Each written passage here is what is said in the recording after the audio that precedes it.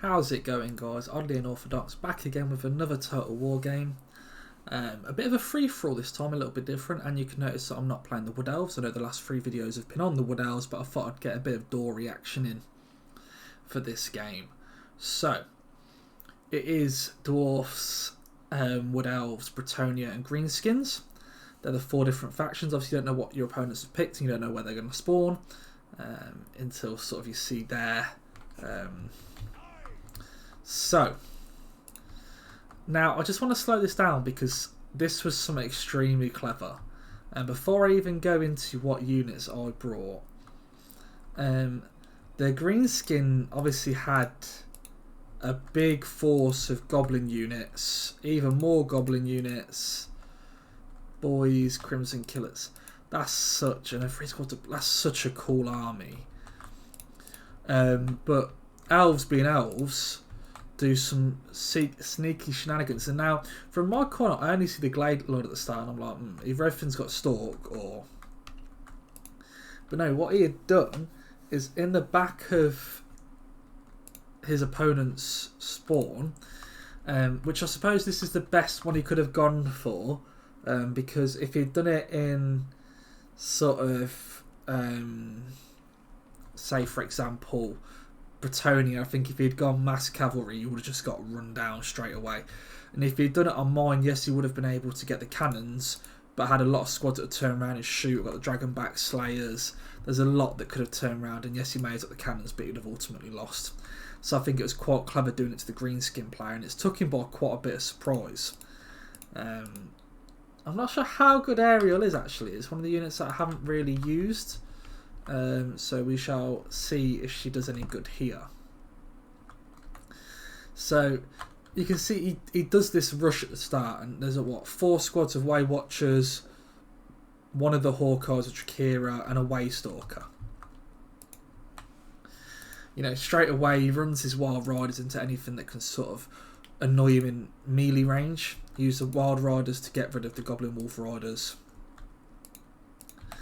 And then personally, if I was him, I would just now run these guys into melee just to stop the shooting. I'm not sure how Aztag's going to do versus Ariel. This is one of those games where I will show it you and mainly stick on this side of the battle, because I play Dwarfs and it takes a while for me to rotate all my army around here to start fighting with Bretonnia, because it's one of those where everything moves up slowly, and I wanted to make sure I've got firing lanes in case anything snuck up on me with Stalk, or in case Bretonnia... I didn't want to just like fully rush over here. Oh my god, Aztag just got destroyed. I don't even think it was Ariel. I think it's the 4 squads of Way Watchers that are just causing absolute havoc. I mean, don't get me wrong, the Giants work in Ariel. Jesus. He is not taking any prisoners. I think this army from the Greenskins is so cool. So we got a Soul Stealer. That's a nasty Soul Stealer hitting 1, 2, 3, 4. Good Soul Stealer. Is that Ariel that carries the Soul Stealers? Can I assume so? Berry Wine, yeah. Shows how much I've used. I don't even know what she's got access to. Apotheosis, Tempest, Berry Wine. Right, okay. That's some insane healing too. Jesus, she's straight back at full HP. But obviously she doesn't want to go get caught by this giant again, because that's going to be a bit messy for her. So the typical Wood Elf fashion, you can see he's using the cavalry to sort of fend off anything close ranged, and then he's just running with his Way Watchers and just shooting anything that gets too close. It's very effective. You know, I showed in a game earlier on a 2v2 game that, I mean, you just see that Aztag doesn't stand a chance. And now he's just going to sort of run and kite and deal with everything else. You know, he doesn't mind the Glade Lord taking some shots because he's rotating round. Ariel's getting worked again. I'd have liked to have seen some of these Way Watchers try and help kill the giant, because Ariel's like, even at a healing cap now, she's taking a lot of damage.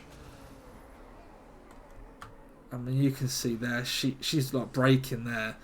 Another Soul Stealer coming down. Personally, if I was the green skin player, he really should have tried to avoid grouping this and maybe literally just sent a Giant after Ariel and sent all of these squads after them from the start. So he knows he's got to run with Ariel. Ariel's not one for fighting a Giant. She just absolutely got her ass beaten. You know, she's popped more healing and stuff, but she's full on a healing cap. You know, she can't really heal any more than that. An 1800 HP, and she's only got 1000 gold value so far. And I think she's quite expensive, so she shouldn't have used too many of her spells. I imagine she's still got some Winds of Magic sat in there. Yeah, not a bad little cast. There's a sliver of damage to the Way Watchers, but like these squads of Spider Archers probably could have done putting with melee mode and just run into the side of the Hawkeyes. You know, you catch 2 of them in a fight with the cavalry, and you can really start to cause some havoc. Them shooting, they're not actually doing a hell of a lot, and I wouldn't have them shooting the Glade Lord, because no one really cares about the Glade Lord. It's these Way Watchers that need to go down. You know, they get 2 volleys and look at them, just get absolutely peppered. I felt so bad for the green skin player because it was such a nasty thing to have to deal with at the start of the game. So the reason I haven't spent too much time over the other side of the battlefield is because it's a bit boring. Normally there's another big Soul Stealer coming down. Normally I would try to stick to mainly my sort of gameplay, but the gameplay between these two was just so much more interesting. Excuse me, sorry about that. Yeah, it's just so much more interesting, the fight in between these two. We're 5 minutes in the game already, and we are just playing the artillery fight. You know, I've got cannons, so I'm quite happy to shoot down the trebuchets before I walk down the middle. I don't really want to stack down the middle and just get trebucheted. But I'm pretty sure I'll get bored of this stalemate soon. I'm going to fast forward. I'll get bored of just sitting here. So I'll start moving my units up. We're going to fast forward a little bit just to the time we start fighting again. So as you can see, in a free-for-all, it's on a point-based system. So if the game was to say it was when we left, the green skin, even though we got annihilated earlier, still did 7,000's worth of damage. So, you know, he's cemented quite a good spot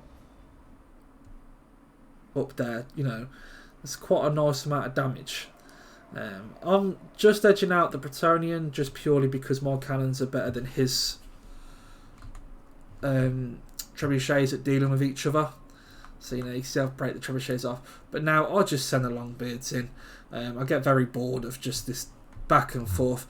There's obviously a lot more strategy to games like this. This is probably why I'll never win a tournament, because I just get bored if I have to sit around for too long. And I charge in.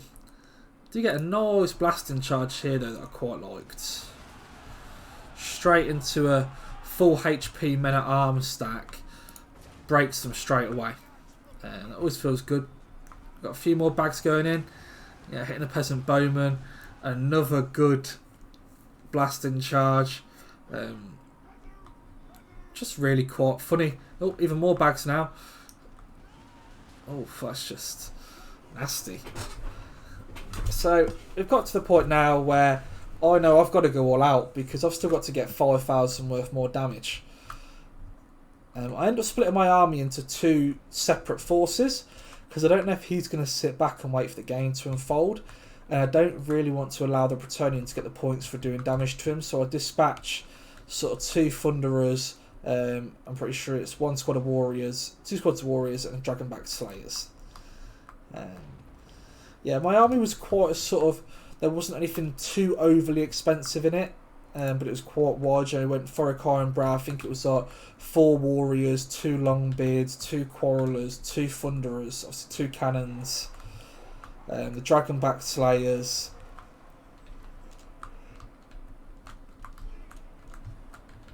and then also some Dwarf Warriors of Great Weapons. Now, as you can see, I'm popping the buffs on Thoric Ironbrow. I'm pretty sure I cast the damage negation on top of the Longbeards here. I charge in. I do see aerials still over there with not much HP, so we do end up turning the cannons onto aerial because, you know, if we can get the points for killing her, I'll get the points for killing her. I'll quite happily take the points for killing aerial. So I'll send the Dwarf Warriors over to deal with these. At this point, I know I'm not going to win the game. The Wood Elf, I can't praise enough, played it extremely well. And I got to meet, even for my own fight, that's why a lot of time it was the artillery time, I was just watching that fight. And I just thought, that's going to make a good replay. You guys can see that different people's strategies, what different people like to work with. I know he brought the Waystalker purely for the Prey of Anima ability, is it? I'm pretty sure she's got it. I saw her cast it earlier, which obviously... Oh no, sorry, it won't be on the Waystalker, it'll be on the Glade Lord. He'll have the Prey of Anathema, which obviously gives you missile resistance minus and cannot move to whatever target's on. Works really well with a couple of squads of Way Watchers. You know, you saw some Grail Knights earlier get pinned by it and just absolutely slaughtered. We managed to get rid of Aerial, chop her down. You know, we're slowly climbing, but I know I need to start, you know, claiming some points. So these guys are going to chase these round. We get to kill Aerial, kill that weird butterfly woman, put her in the ground. And then, you know, we sort of... It's quite a slow game at this point. Everything's nearly dead. I'm just collecting points where I can. And it's going to be a bit of a bump and grind just to take out King Lowen here, because I've not really got anything specialised to take him out. So I bring the Dragon Slayers over. Yeah, I thought they'll chop through. Might as well get some value on bringing them. There's not really much else I brought them for. I like to bring them as a sort of sweeping unit, in the fact I use them purely just to... If I've got artillery, they run around the back. So say, you know, your opponent has Zinch Screamers, Carrion, anything like that. For Furies, they just help sweep them off. You know, they land on, and then the Dragonbacks just go and chop them, take them to work. So we'll just have a look at... I would be intrigued if I can. Hopefully, yeah. So, you know, you look... Only 1400 on the Glade Lord. Aerial, I didn't really see the point in bringing her. She's got some good Soul Stealers, but you probably would have been better off bringing maybe some more of the Wild Riders. Okay value on the Waystalker. Again, I don't really like the Waystalker in there. I think it'd be better to bring other things. But, you know, you can see 2,000 gold on them, 2,000 on them, 2,000 on them, 2,000 on them. And these guys, 700 each, but they did the job. You know, if you got rid of the Waystalker and Aerial and then brought maybe 2 more squads of Wild Riders... Yeah, it'd be a real nice, well-rounded comp. The only thing that did sort of high damage for me, I believe, is the cannons, so it's not really worth me looking through it, if I'm honest. I mean, nearly 2,000 on Foric. But let's have a look. The Giant did do 2,286 gold worth of damage. I can respect that. The Black Hawk, sadly, just, yeah, it was a nasty game that he got caught in. And obviously Azhag just got absolutely destroyed. And then, yeah, I don't think there's much on here. No. So, thank you for watching, guys. I know it's not an interesting game to watch from my viewpoint, but I was hoping I could show you the strategy between the sort of Wood Elves and the greenskins that happened at the start. I'll catch you on another video tomorrow. Cheers.